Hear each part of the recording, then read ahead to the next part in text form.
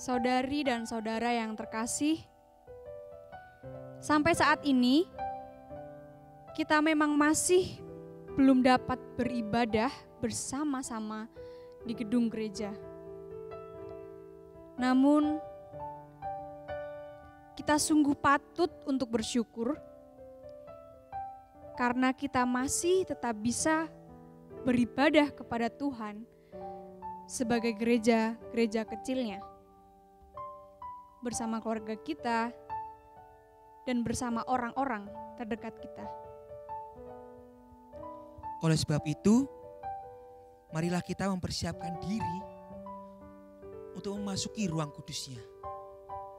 Dengan hati tulus, marilah kita menyembah Yang Maha Kuasa. Jemaat diundang untuk bangkit berdiri, masuk ruang Maha Kudus.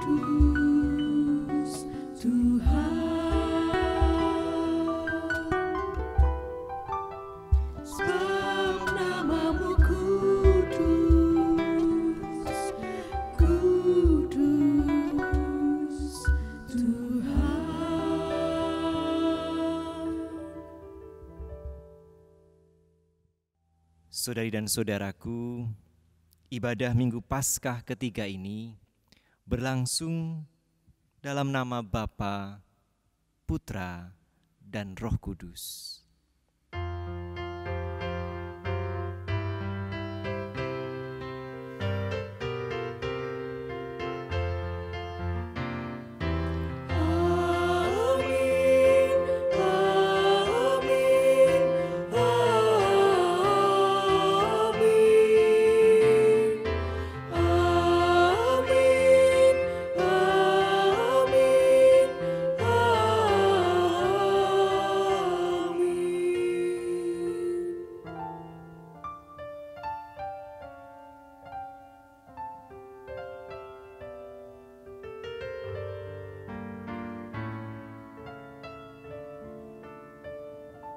Salam bagimu, salam bagimu, salam,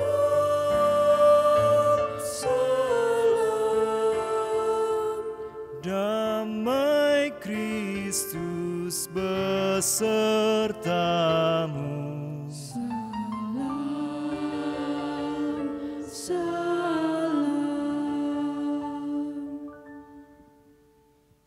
Silakan duduk kembali. Gegara COVID-19, kita harus mengalami banyak ketidaknyamanan. Kita tidak lagi leluasa bepergian karena harus melakukan jaga jarak fisik, physical distancing. Kita harus bekerja dari rumah, kita harus belajar dari rumah.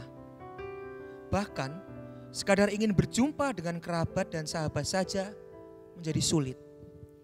Tidak hanya itu, berbagai permasalahan ekonomi pun harus kita hadapi. Kenaikan harga bahan-bahan kebutuhan pokok, penghasilan yang semakin menurun, cuti di luar tanggungan, bahkan pemutusan hubungan kerja.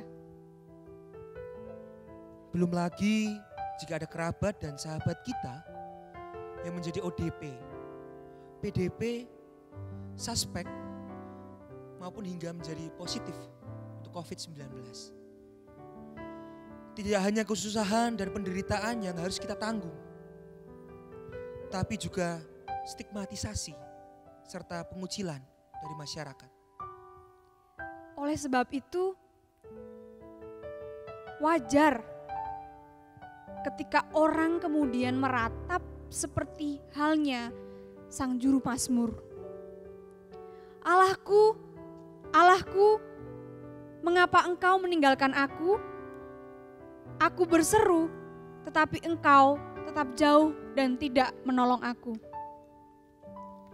Kendati demikian, marilah kita bersama tetap belajar bahwa Allah senantiasa mengerti, bahwa Allah senantiasa peduli. Kita tidak pernah bergumul sendiri, sebab Allah senantiasa mengerti. Allah peduli.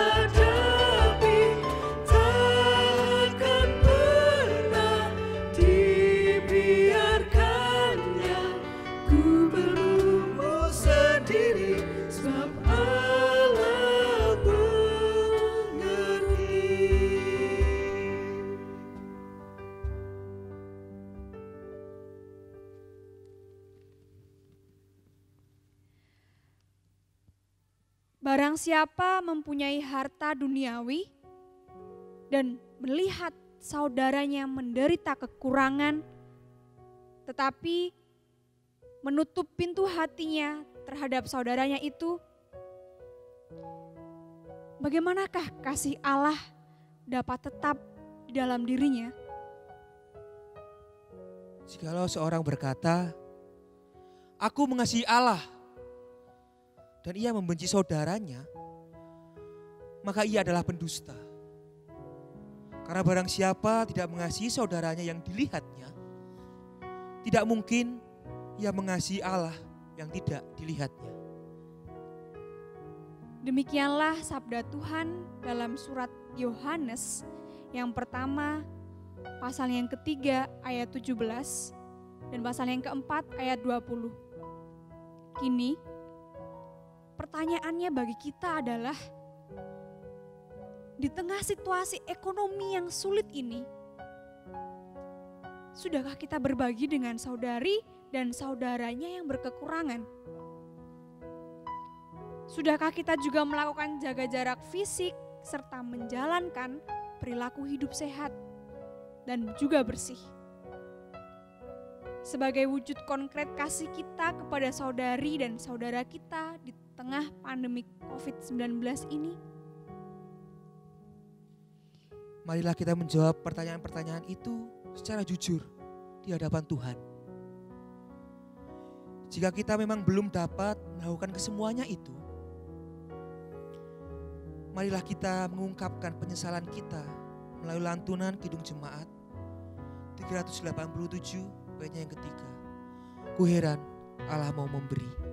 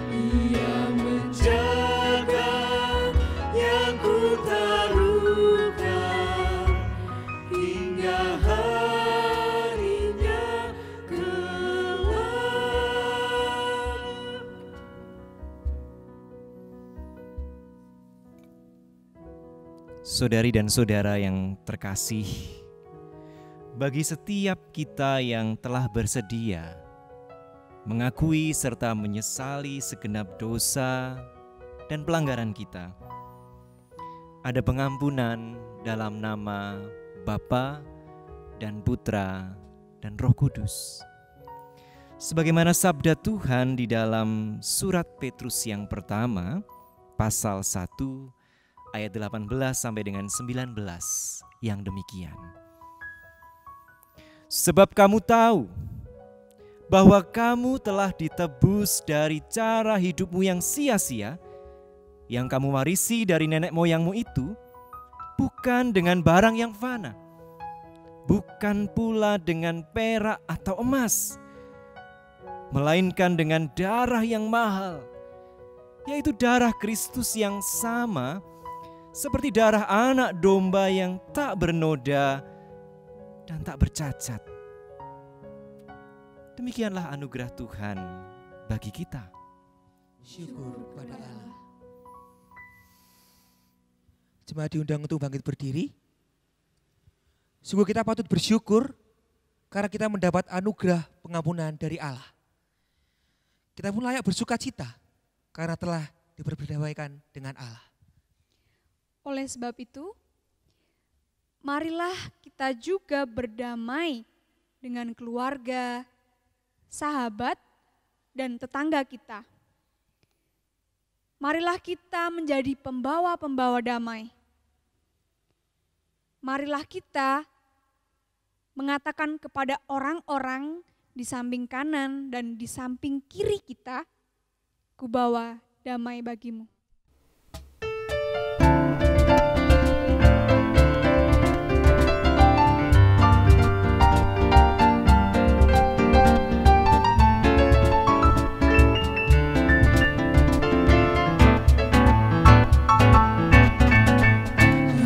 Shalom Aleichem, Avinu Shalom Aleichem, Avinu Shalom Aleichem, Avinu Shalom, Shalom, Shalom Aleichem. Ku bawa damai bagimu, ku bawa damai bagimu, ku bawa damai bagimu. Ku bawa damai, damai, damai bagimu.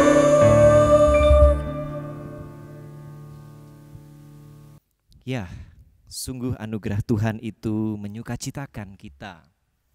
Tetapi anugerah Tuhan, pengampunan dari Tuhan adalah juga panggilan bagi kita untuk mau memperbaharui kehidupan kita. Oleh sebab itu, Sebentar lagi kita akan bersama-sama membaca dan merenungkan sebagian dari isi sabda Tuhan.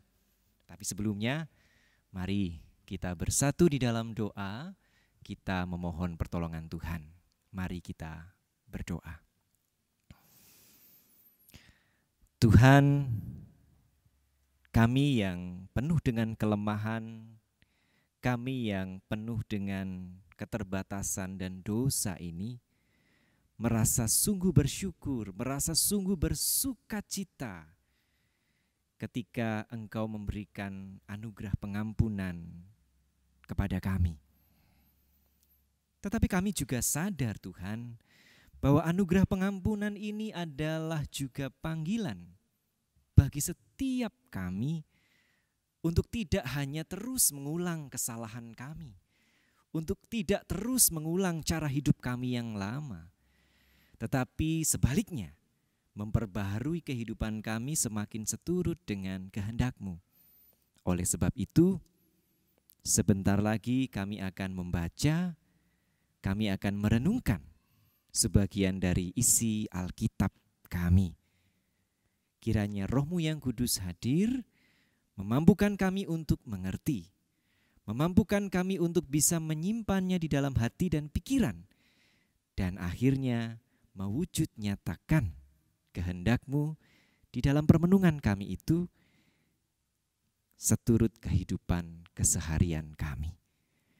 Bersabdalah ya Tuhan, karena setiap kami yang hadir pada saat ini sungguh rindu untuk disentuh, disapa, dan diubahkan oleh kebenaran-Nya.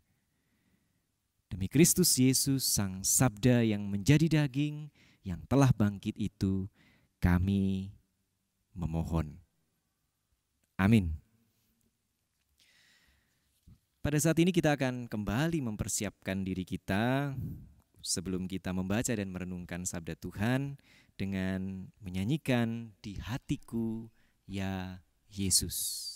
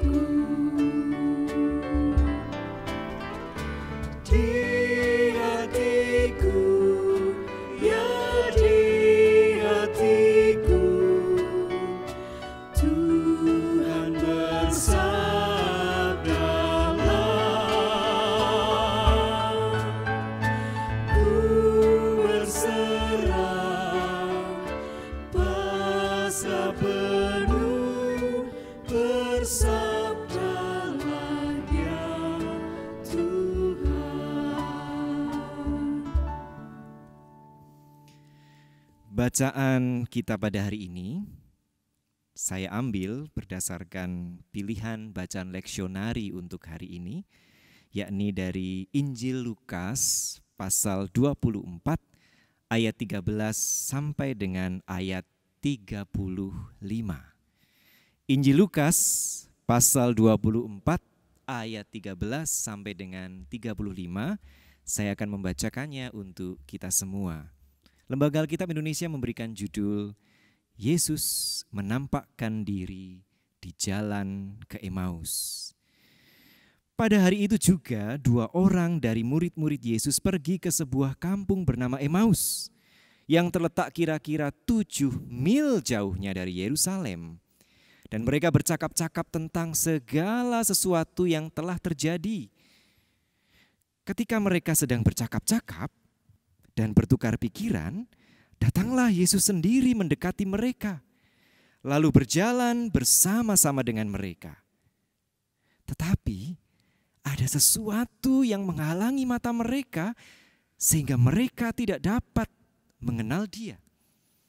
Yesus berkata kepada mereka, "Apakah yang kamu percakapkan sementara kamu berjalan?" Maka berhentilah mereka dengan muka muram. Seorang dari mereka, namanya Kleopas, menjawabnya, "Apakah engkau satu-satunya orang asing di Yerusalem yang tidak tahu apa yang terjadi di situ pada hari-hari belakangan ini?" Katanya kepada mereka, "Apakah itu?" Jawab mereka, "Apa yang terjadi dengan Yesus orang Nazaret? Dia adalah seorang nabi yang berkuasa dalam pekerjaan dan perkataan di hadapan Allah dan di depan seluruh bangsa kami. Tetapi imam-imam kepala dan pemimpin-pemimpin kami telah menyerahkan dia untuk dihukum mati dan mereka telah menyalibkannya. Padahal kami dahulu mengharapkan bahwa dialah yang datang untuk membebaskan bangsa Israel. Tetapi sementara itu telah lewat 3 hari sejak semuanya itu terjadi. Tetapi beberapa perempuan dari kalangan kami telah mengejutkan kami. Pagi-pagi buta mereka telah pergi ke kubur dan tidak menemukan mayatnya. Lalu mereka datang dengan berita bahwa telah kelihatan kepada mereka malaikat-malaikat yang mengatakan bahwa ia hidup. Dan beberapa teman kami telah pergi ke kubur itu dan mendapati bahwa memang benar yang dikatakan perempuan-perempuan itu. Tetapi dia tidak mereka lihat. Lalu ia berkata kepada mereka, "Hai kamu orang bodoh, betapa lambannya hatimu, sehingga kamu tidak percaya segala sesuatu yang telah dikatakan para nabi. Bukankah Mesias harus menderita semuanya itu untuk masuk ke dalam kemuliaannya?" Lalu ia menjelaskan kepada mereka apa yang tertulis tentang dia dalam seluruh kitab suci, mulai dari kitab-kitab Musa dan segala kitab nabi-nabi. Mereka mendekati kampung yang mereka tuju. Lalu ia berbuat seolah-olah hendak meneruskan perjalanannya. Tetapi mereka sangat mendesaknya, katanya, "Tinggallah bersama-sama dengan kami, sebab hari telah menjelang malam dan matahari hampir terbenam." Lalu masuklah ia untuk tinggal bersama-sama dengan mereka. Waktu ia duduk makan dengan mereka, ia mengambil roti, mengucap berkat, lalu memecah-mecahkannya dan memberikannya kepada mereka. Ketika itu terbukalah mata mereka dan mereka pun mengenal dia. Tetapi ia lenyap dari tengah-tengah mereka. Kata mereka seorang kepada yang lain, "Bukankah hati kita berkobar-kobar ketika ia berbicara dengan kita di tengah jalan dan ketika ia menerangkan kitab suci kepada kita?" Lalu bangunlah mereka dan terus kembali ke Yerusalem. Di situ mereka mendapati ke-11 murid itu, mereka sedang berkumpul bersama-sama dengan teman-teman mereka. Kata mereka itu, "Sesungguhnya Tuhan telah bangkit dan telah menampakkan diri kepada Simon." Lalu kedua orang itu pun menceritakan apa yang terjadi di tengah jalan dan bagaimana mereka mengenal dia pada waktu ia memecah-mecahkan roti. Demikianlah Injil Yesus Kristus. Yang berbahagia adalah kita yang bersedia mendengarkan, merenungkan serta memperjuangkan kebenarannya di dalam keseharian hidup kita. Haleluya. Haleluya.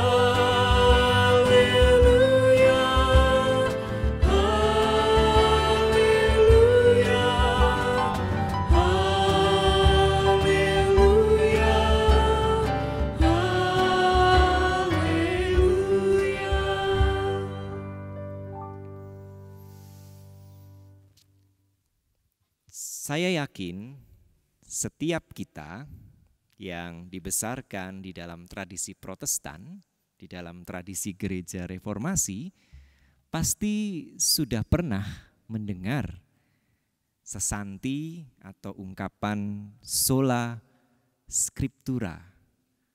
Pernah ya? Sudah tahu artinya? Apa artinya? Ibu bapak, saudara dan saudara yang di rumah tahu? Mas Iko? Oh, enggak tahu. Sola scriptura itu salah satu dari 3 atau 5 sola, artinya adalah hanya Alkitab saja.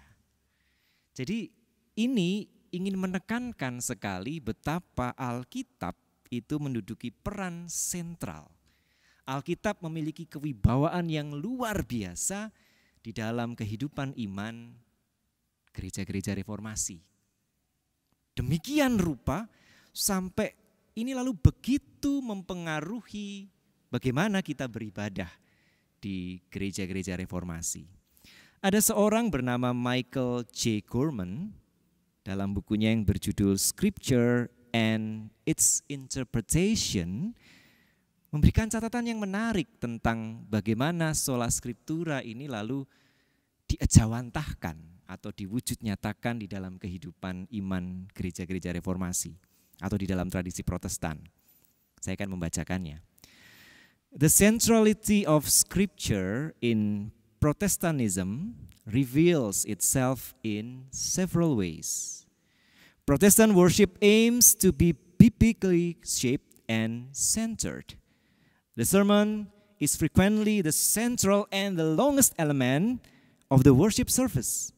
The sermon is the primary aspect of worship by which members are spiritually nourished. Sentralitas Alkitab di dalam tradisi Protestan itu bisa kita lihat dalam beberapa cara.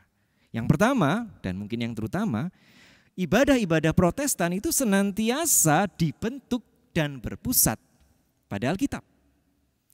Dan akibatnya khotbah, perhatikan, khotbah itu seringkali menjadi unsur yang paling penting dan paling panjang di dalam kebaktian-kebaktian Protestan.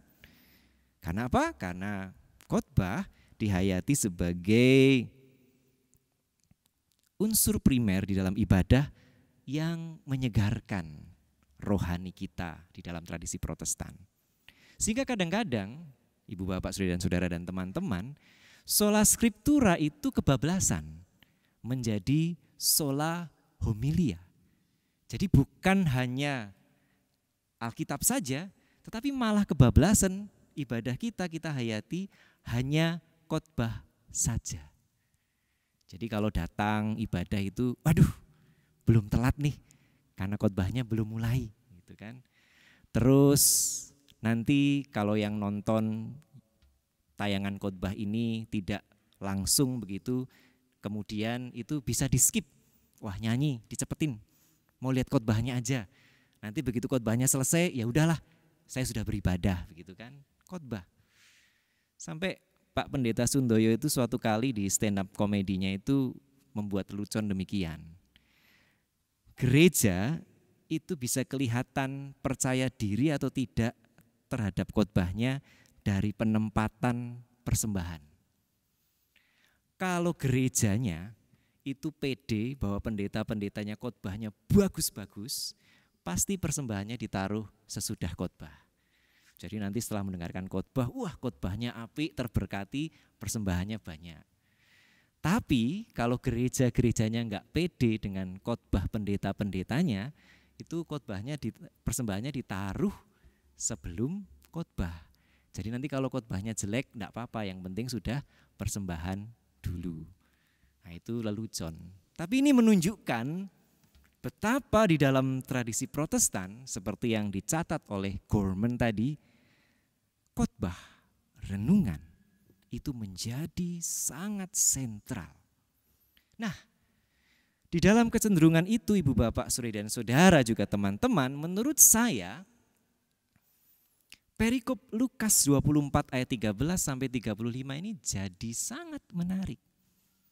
Yuk kita telisik kisahnya. Dikisahkan kan ada 2 orang murid, yang satu namanya Kleopas, yang satu entah kenapa tidak bernama begitu ya. Itu sedang dalam perjalanan ke kampung bernama Emmaus, sekitar 7 mil jauhnya dari Yerusalem. Nah, di dalam perjalanan itu mereka bercakap-cakap, mereka berbincang-bincang, mereka berdiskusi tentang apa yang terjadi belakangan ini terkait dengan penyaliban dan rumor kebangkitan Yesus. Dan sementara mereka bercakap-cakap, Yesus sendiri datang mendekati mereka, bahkan berjalan dengan mereka. Tetapi anehnya, Kleopas dan sahabatnya itu tidak ngeh bahwa yang berjalan bersama dengan mereka, yang sudah ngobrol bersama dengan mereka itu Yesus sendiri. Tadi di ayat 16 dijelaskan bahwa ada sesuatu yang menghalangi mata mereka. Kata menghalangi ini diterjemahkan dari bahasa Yunaninya adalah ekratonto, yang sebetulnya lebih mantap kalau diterjemahkan menguasai, to rule, atau bahkan merenggut, to grasp. Jadi ada sesuatu yang menguasai bahkan merenggut penglihatan mereka, sehingga mereka tidak dong bahwa orang yang berjalan bersama dengan mereka itu tidak lain adalah Yesus yang sudah bangkit. Mungkin kita lalu bertanya, apa toh sesuatu itu? Mungkin kesedihan. Kita melihat bahwa mereka di ayat 19 sampai 20 begitu sedih.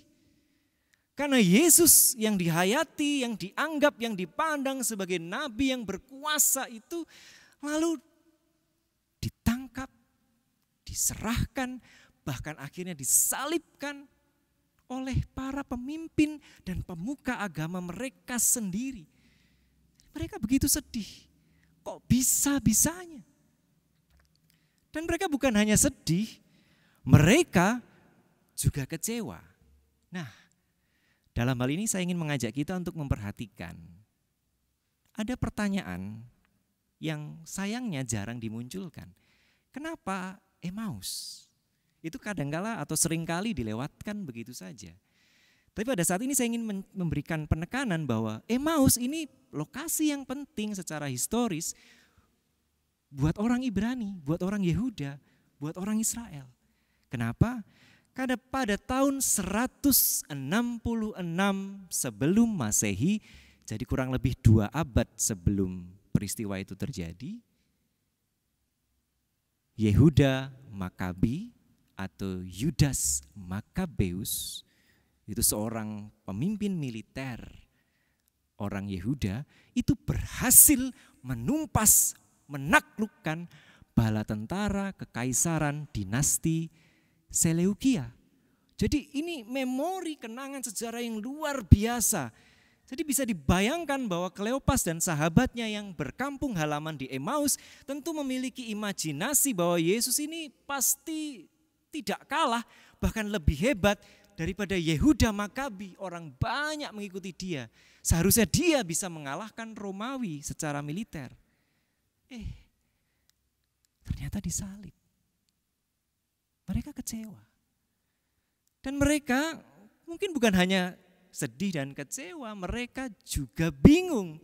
Bingung kenapa? Karena mereka lalu mendengar kabar bahwa para perempuan itu mendapati kubur Yesus kosong. Bahkan mereka mengklaim bahwa ada malaikat-malaikat yang mengatakan bahwa Yesus itu sudah bangkit, dia hidup. Dan para murid laki-laki sudah memverifikasi apakah ini hoax atau bukan. Dicek, jebul kuburnya benar kosong. Tetapi masalahnya tidak ada satupun, lah ini menurut versi Lukas loh ya, agak beda dengan versi Matius di mana para perempuan langsung berjumpa dengan Yesus yang bangkit. Tetapi menurut versi Lukas tidak ada satupun di antara saksi kebangkitan itu, saksi kubur kosong itu yang bertemu langsung atau yang sudah bertemu langsung dengan Yesus yang bangkit. Jadi mereka bingung iki sakjane beneran atau tidak. Kesedihan, kekecewaan, kebingungan, campur aduk. Dan tampaknya itulah yang merenggut penglihatan mereka, menguasai penglihatan mereka, sehingga mereka pangling, sehingga mereka enggak ngeh bahwa orang yang berjalan dengan mereka adalah Yesus sendiri. Tapi ada sesuatu yang lebih menarik daripada itu. Apa? Bahwa ternyata yang pada akhirnya mencelikkan penglihatan mereka, yang pada akhirnya membuat mereka mengenali Yesus yang sudah bangkit, itu bukan khotbah Yesus. Yesus kan bertanya kepada mereka dan Yesus selalu menerangkan ora bain-bain, ini mulai dari kitab-kitab Musa sampai kitab nabi-nabi, semuanya diterangkan oleh Yesus. Jadi Yesus memberikan khotbah yang luar biasa sepanjang perjalanan di Emmaus. Dan khotbah itu tidak berhasil mencelikkan mata Kleopas dan sahabatnya. Ya kalau risang yang khotbah gitu sih masih wajar lah ya. Mungkin tidak ada kuasa Roh Kudusnya gitu kan. Tapi ini Yesus sendiri loh yang sudah bangkit itu berkhotbah menerangkan, ini katekisasi yang luar biasa ini. Ini sak pol-polnya katekisasi, sak pol-polnya khotbah, tapi itu pun tidak membuat mereka sadar, tidak membuat mereka bisa merasakan bahwa yang ada bersama dengan mereka adalah Yesus sendiri. Lalu apa yang menyadarkan mereka? Ternyata yang menyadarkan Kleopas dan sahabatnya adalah ketika mereka mengundang orang asing itu untuk bermalam di rumah mereka. Jadi Yesus ini kan kayak main drama gitu kan. Saya tak pamit dulu ya gitu. Terus mereka, oh jangan sudah malam, monggo silakan mampir. Begitu kan. Lalu Yesus memenuhi undangan itu dan Yesus duduk makan bersama dengan mereka. Memecah roti, memberkati. Lalu mereka baru, ternyata ini Yesus. Jadi sekali lagi, bukan khotbah, bukan penjelasan yang tiring-tiring, yang kompleks, komprehensif, dan luar biasa tentang kitab suci. Tetapi kesediaan untuk mengundang orang asing, kesediaan untuk berbagi dengan orang asing, kesediaan untuk menolong orang asing, itulah yang menjadi medium bagi Kleopas dan sahabatnya untuk menyadari kebangkitan Yesus. Tak urung kisah ini membuat saya ingat pada sebuah ungkapan gereja Latin kuno. Ungkapan itu adalah ubi caritas Deus ibi est. Di dalam karitas, di dalam kemurahhatian, di dalam kepedulian, Allah hadir. Sekali lagi, bukan ubi scriptura, bukan terutama di dalam kitab suci. Bahkan tentu saja bukan ubi homilia, bukan di dalam khotbah. Tetapi ubi karitas. Di dalam kepedulian, di dalam kemurahhatian, di dalam kedermawanan, itulah saat di mana kita bisa merasakan kehadiran Allah. Dan saya pikir ini menjadi sangat relevan bagi kita di tengah krisis multidimensional gegara COVID-19 ini. Saya mengamati, tidak tahu ibu bapak, saudara dan saudara, teman-teman bagaimana. Tapi kita punya kecenderungan untuk ketika kita ada di tengah krisis ini, di tengah situasi yang serba sulit ini, lalu semakin sering untuk membagikan renungan yang menggugah semangat terkait dengan COVID-19 ini. Atau membagikan khotbah yang penuh dengan peneguhan di tengah COVID-19 ini. Atau mungkin membagikan kata-kata motivasional yang membuat kita, ya kita bisa bertahan, kita bisa baik-baik saja. Itu sering. Setiap kali saya buka WA, pasti ada salah satu grup atau kalau tidak semua grup WA yang saya ikuti, pasti ada renungan-renungan, pasti ada klip-klip video, pasti ada saja hal-hal semacam itu. Saya tidak ingin mengatakan bahwa itu buruk. Saya tidak ingin mengatakan bahwa itu tidak baik. Itu baik, itu perlu.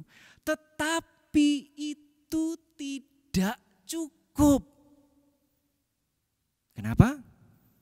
Mari kita melihat apa yang terjadi secara konkret di sekitar kita.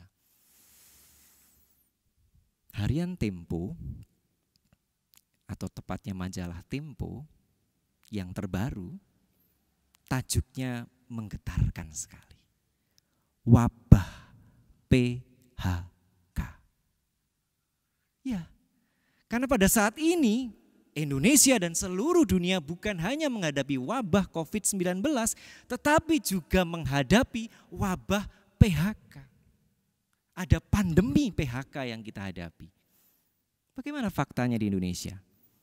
Sampai 14 April 2020 yang lalu saja ada 2,8 juta orang yang di PHK. Dan mengalami perumahan atau unpaid leave. Dia harus cuti di luar tanggungan. Bagaimana dengan daerah istimewa Yogyakarta? Nah, di daerah istimewa Yogyakarta sampai 10 April 2020 saja ada 14.979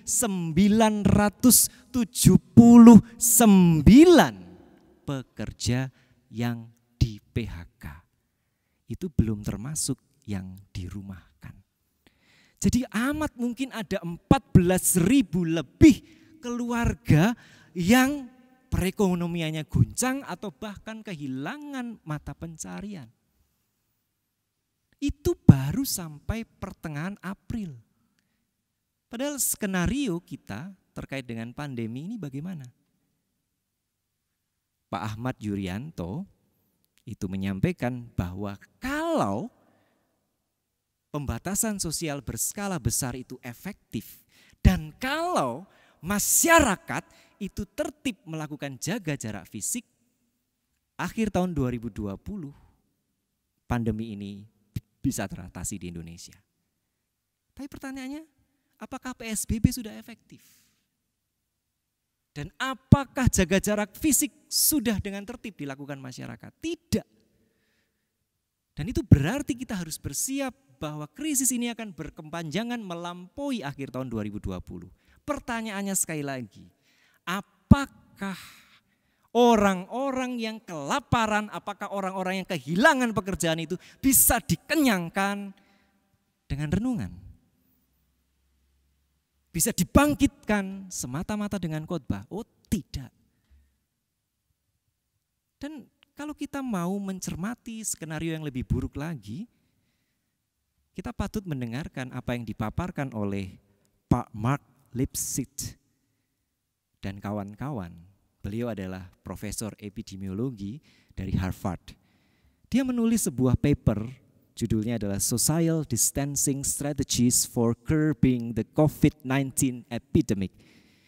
Dan apa yang dia paparkan itu begitu mencekam. Jika vaksinasi tidak segera ditemukan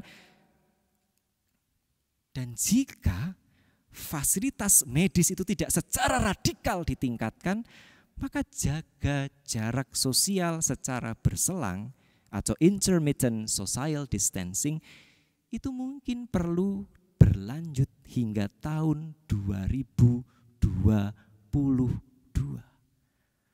Pertanyaannya sekali lagi, teman-teman kita yang kehilangan pekerjaan, yang penghasilannya berkurang, yang mulai kelaparan itu apakah bisa dikenyangkan, apakah bisa dikuatkan hanya dengan kata-kata motivasional, dengan renungan, atau khotbah saja? Tentu tidak. Ya, Yesus memang mengatakan bahwa orang tidak hanya hidup dari roti saja, tetapi juga dari firman yang keluar dari mulut Allah. Tetapi di sisi lain, kata-kata Yesus itu bisa diartikan orang tidak bisa hidup dari firman Allah saja, tetapi juga dari roti. Dan itulah yang terjadi di dalam perjalanan di Emmaus. Bukan khotbah Yesus, tetapi ketika Kleopas dan sahabatnya mau berbagi roti dengan Yesus. Itu yang membuat mereka yang membuat mereka menjadi berdaya, yang membuat mereka berkobar kembali. Nah, dalam hal ini saya ingin membacakan secara utuh nukilan atau cuplikan dari imbauan Majelis Pengurus Harian Persekutuan Gereja-Gereja di Indonesia, PGI, mengenai bagaimana kita harus mengantisipasi dan menyikapi krisis multidimensional, khususnya krisis ekonomi terkait dengan COVID-19 ini. Saya akan bacakan kutipannya. Kita perlu mengembangkan diakonia karitatif antar keluarga. Doronglah warga jemaat yang berkelebihan maupun berkecukupan secara finansial atau material untuk menolong keluarga-keluarga yang berkekurangan dan mengalami dampak buruk ekonomi dari situasi ini. Diakonia tersebut tidak terbatas bagi warga gereja. Kiranya dapat disalurkan pula kepada sesama lainnya dalam kurung antar iman, agar di balik situasi yang tidak bersahabat ini dapat terbangun solidaritas kemanusiaan dan kedamaian di tengah masyarakat. Salah satu bentuk dari diakonia ini adalah gerakan 3M. Memberi mereka makan. Dan sebetulnya ini sudah mulai kita lakukan. Di gereja kita ada Pokja COVID-19 yang sudah memberikan bantuan dalam bentuk sembako di gelombang pertama, gelombang kedua, donasi kepada rumah sakit, beberapa rumah sakit. Dan ini sedang dirancang untuk melakukan aksi bagi nasi bungkus. Komunitas dewasa muda juga sudah melakukan bagi-bagi nasi bungkus. Pada saat ini komunitas kuliner gereja kita sudah melakukannya. Tetapi kita lihat bahwa ini belum on daily basis, belum dilakukan setiap hari. Ada jarak berselang. Pertanyaannya sekali lagi, yang ter-PHK, yang tidak punya penghasilan itu, apa disuruh puasa Senin Kemis? Dalam artian malah makannya cuma Senin dan Kemis saja, hari lainnya puasa. Dan dikirimi renungan, oh tentu tidak bisa. Jadi pada saat ini, mari kita mengembangkan diakonia karitatif antar keluarga itu. Mari masing-masing keluarga melihat apa yang bisa dia bagikan kepada orang-orang di sekitarnya. Hari lepas hari. Silakan terus membagikan renungan, khotbah, atau kata-kata motivatif yang menguatkan itu baik. Tapi ingatlah senantiasa ibu bapak, saudara dan saudara, itu semua tidak cukup. Marilah kita sekali lagi mengembangkan diakonia karitatif antar keluarga. Bahkan mungkin antar pribadi. Karena apa? Karena di dalam kemurahan hati, di dalam kesediaan berbagi, Allah hadir. Ubi caritas, Deus ibi est. Amin.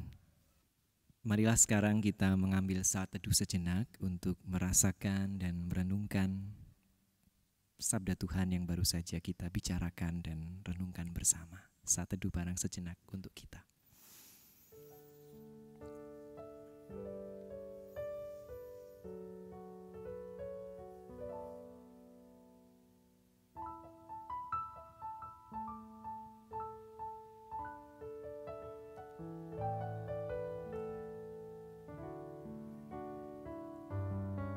Kini marilah kita bersatu di dalam doa. Tuhan, sungguh kami bersyukur ketika kami boleh mendapat Dan ketika kami boleh berbagi renungan, khotbah, pun kata-kata motivasional yang memberikan semangat, yang memberikan peneguhan, yang memberikan penguatan yang memang kami butuhkan di tengah situasi yang sulit ketika kami bersama-sama bergumul menghadapi wabah COVID-19 ini. Tetapi Tuhan, ketika kami kembali membaca dan merenungkan kisah perjalanan Kleopas dan sahabatnya ke dusun Emmaus, kami diingatkan kembali bahwa kendati kesemuanya itu baik, kendati kesemuanya itu perlu, kesemuanya itu tidak cukup. Kami diingatkan kembali tentang pentingnya kepedulian, pentingnya kemurahan hati, pentingnya kesediaan untuk berbagi di tengah situasi yang sulit ini. Sehingga kami boleh berjuang bersama.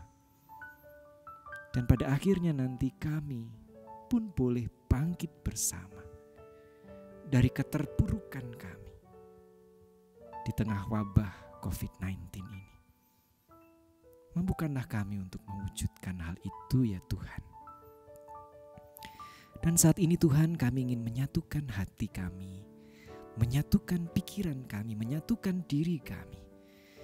Kami ingin berdoa untuk beberapa saudara kami. Pertama, kami ingin berdoa untuk saudari dan saudara kami yang bergumul dengan keadaan fisiknya yang lemah, baik karena sakit penyakit maupun karena usia yang beranjak senja. Secara khusus kami teringat akan Ibu Esther Suwarjilah, Ibu Suwarti, Ibu Krisnarti, Bapak Maruli Tampu Bolon, Bapak Tuhono, Ibu Nastiti Trimurtiningsih, Ibu Sabti Harini, Ibu Kadarno, Ibu Purwaningsih, Bapak Setio Puryati, Bapak Suhardianto, Bapak Sumarti, Ibu Endang Wertiningsih. Demikian juga dengan saudara kami Mas Raditya Putra. Pun saudari dan saudara kami yang lain yang namanya tidak dapat kami sebutkan satu persatu. Kami yakin Tuhan tidak meninggalkan mereka. Kami yakin Tuhan senantiasa hadir, mendampingi, menguatkan. Bahkan Tuhan senantiasa hadir berkarya, mendatangkan kebaikan serta pemulihan bagi saudari dan saudara kami itu. Tuhan berkati juga keluarga yang mendampingi dan merawat. Berikanlah kepada mereka kesabaran, cinta kasih untuk terus menjadi alat di tangan Tuhan untuk mendampingi dan merawat saudari dan saudara kami itu. Dan Tuhan, tentu saja pada saat ini kami ingin berdoa untuk keluarga-keluarga di tengah kami dan di sekitar kami yang mengalami pergumulan ekonomi yang tidak ringan. Mungkin karena penjualannya menurun, mungkin karena harga-harga barang-barang mulai merangkak naik, atau mungkin ada di antara saudara dan saudara kami itu yang harus dirumahkan, harus menjalani cuti di luar tanggungan sampai batas waktu yang entah kapan, atau bahkan yang lebih parah lagi harus menghadapi pemutusan hubungan kerja. Oh Tuhan, kami pun yakin bahwa Engkau tidak tinggal diam. Engkau hadir memberikan kepada mereka kekuatan, Engkau hadir memberikan kepada mereka hikmat untuk terus berjuang. Dan mari pakai kami Tuhan untuk bisa mendampingi mereka, untuk bisa menolong mereka secara konkret. Biarkanlah kami melalui gerakan bersama diakonia karitatif antar keluarga boleh menjadi sarana, menjadi alat-alat di tangan-Mu untuk menolong mereka. Dan tentu saja kami ingin berdoa untuk saudari dan saudara kami, teman-teman kami, anak-anak kami, cucu-cucu kami, yang pada saat ini harus melakukan banyak penyesuaian ketika harus menempuh studi dari rumah. Bantulah ini tidak membuat mereka lalu menjadi lesu, tetapi mereka bisa menjadikannya kesempatan untuk semakin berprestasi. di dalam Engkau. Dan Tuhan, tentu saja pada saat ini kami tidak bisa tidak teringat akan saudari dan saudara kami tenaga medis yang pada hari-hari ini harus berjuang, harus bertaruh kehidupan untuk merawat, untuk menolong.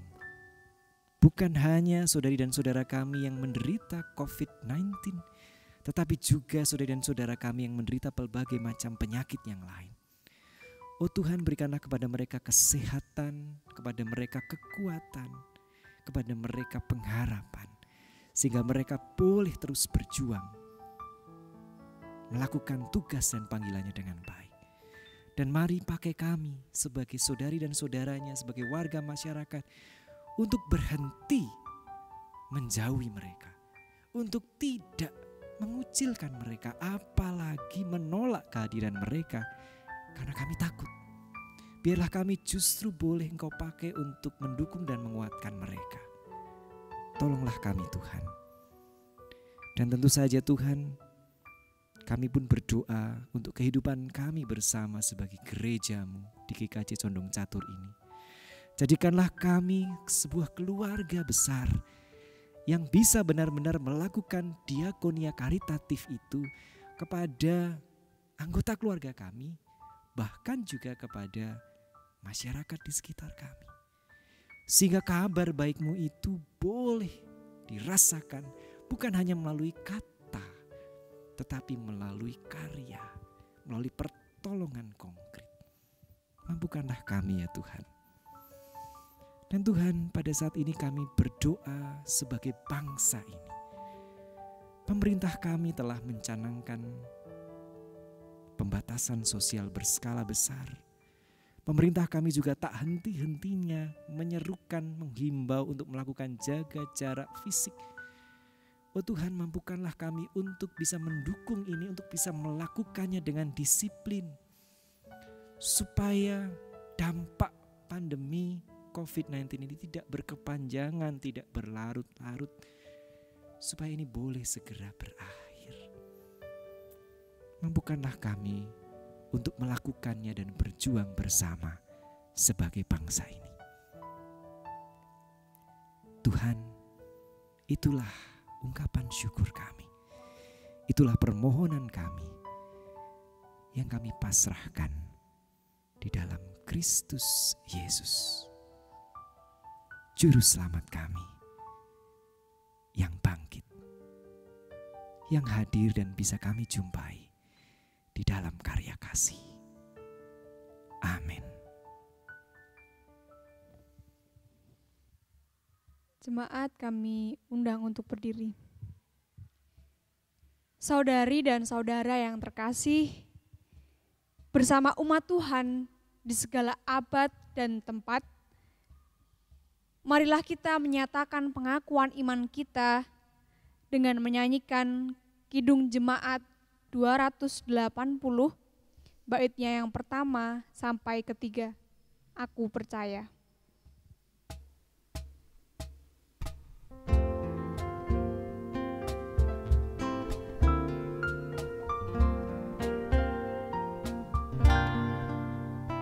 Ku percaya Allah yang kekal, yang oleh sabda kita kenal, Bapa pencipta alam semesta, yang mengasihi manusia.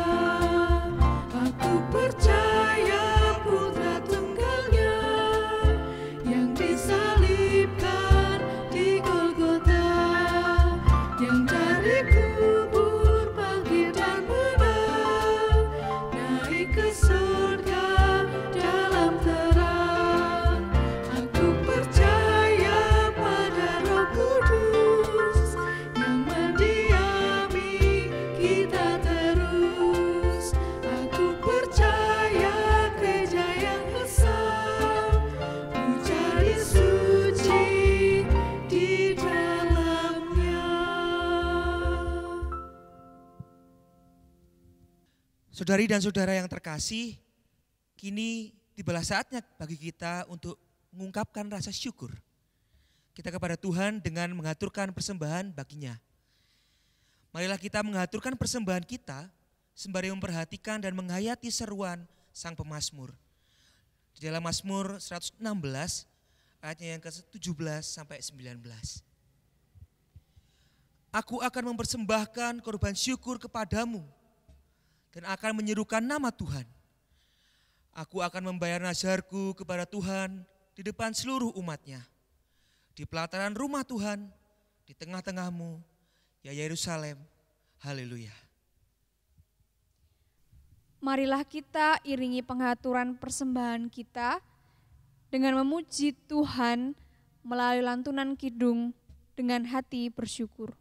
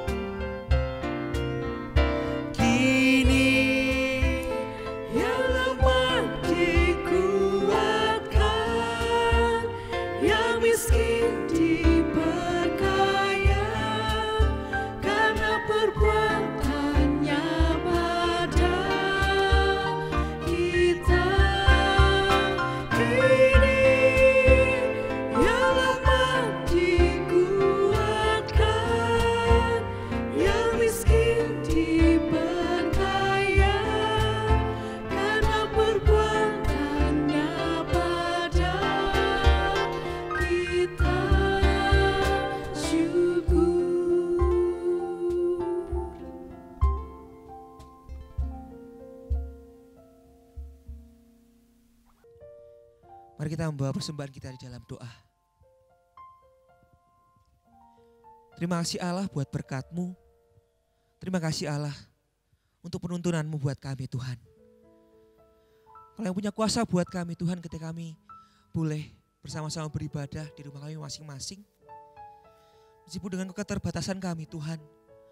Meskipun dengan kami tidak bisa bertemu satu sama lain di gereja kami, di gedung gereja kami terutama. Kami boleh mengucap syukur Tuhan. Kami boleh bersama-sama mengumpulkan persembahan kami Tuhan. Allah yang begitu berkuasa buat kami Tuhan. Kami menyerahkan hidup kami ke dalam tangan-Mu Tuhan. Terima kasih Allah ketika kami boleh bersuka cita Tuhan di hari Paskah minggu ketiga ini Tuhan.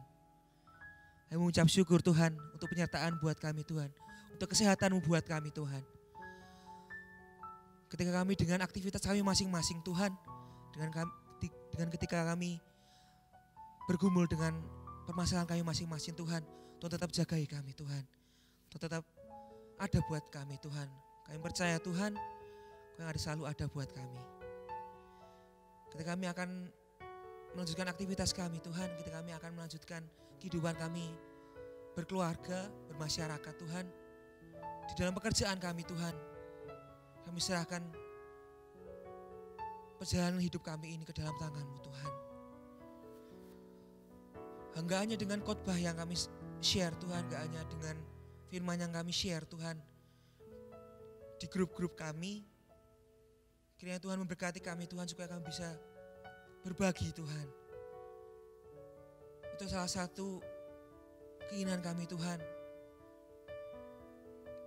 Cita-cita kami Tuhan untuk saling berbagi dengan orang-orang yang kurang mampu Tuhan.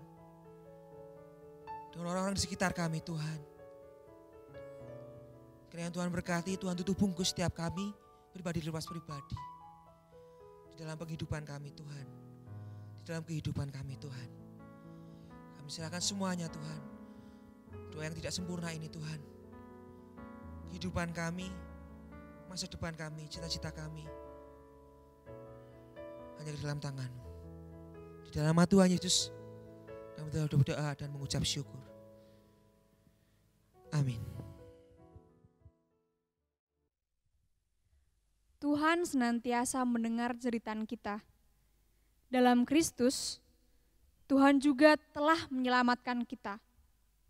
Kini, Tuhan, Khalik semesta alam itu bertanya kepada kita, siapakah yang akan kuutus dan siapakah yang mau pergi untuk aku?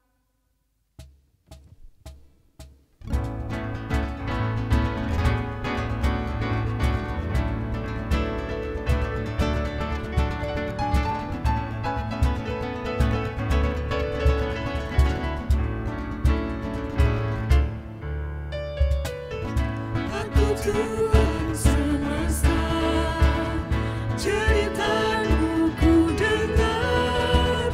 Kau di dunia yang gelap ku selamatkan. Akulah pencipta terang, malam jadi benderang. Siapakah utusanmu?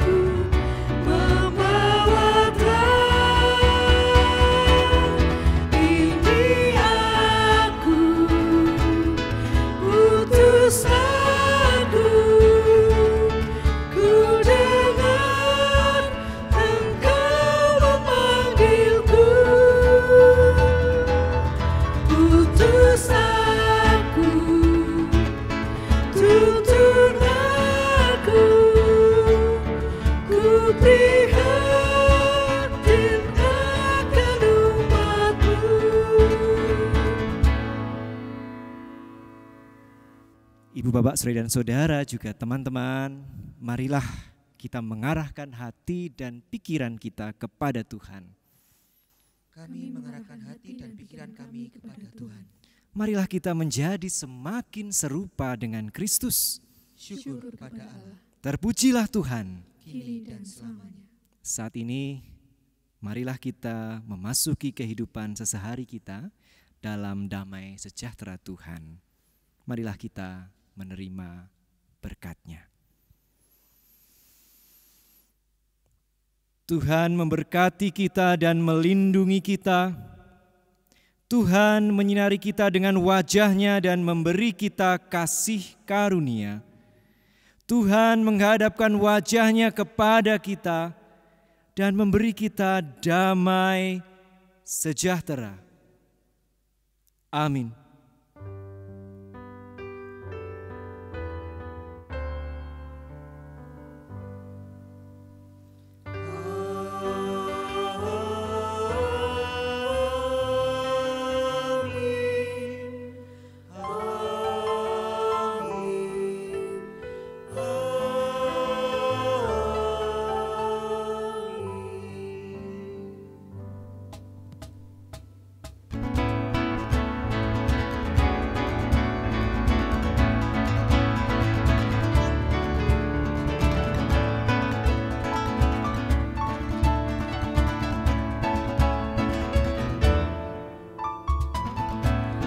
Tuhan